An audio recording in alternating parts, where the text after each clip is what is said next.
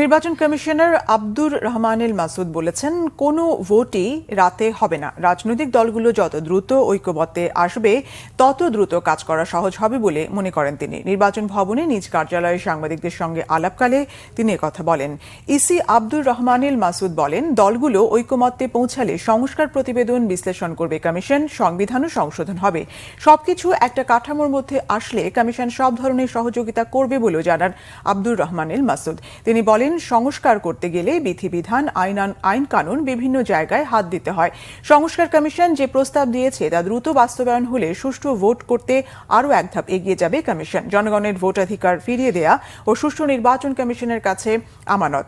আত্মবিশ্বাসী সবার সহযোগিতা পেলে সুন্দর নির্বাচন উপহারের আশ্বাস দেন এই কমিশনার। এই নির্বাচনে জনগণের ভোটাধিকার প্রয়োগের ক্ষেত্রে আপনাদের ভূমিকাটা কি? আমরা খুব কনফিডেন্ট, আমরা নির্বাচন কমিশনার আমরা যারা এখন আছি আমরা খুব কনফিডেন্ট যে ইনশাল্লাহ যদি সকলের সহযোগিতা পাই আমরা অবশ্যই একটা নিরপেক্ষ সুন্দর একটা ইলেকশন জাতিকে উপহার দিতে পারব। রাতের ভোটের আমরা কল্পনা করতে পারি না। নির্বাচনে অংশগ্রহণ করবে তাদের মধ্যে তো একটা কনসেনসাস থাকবেই।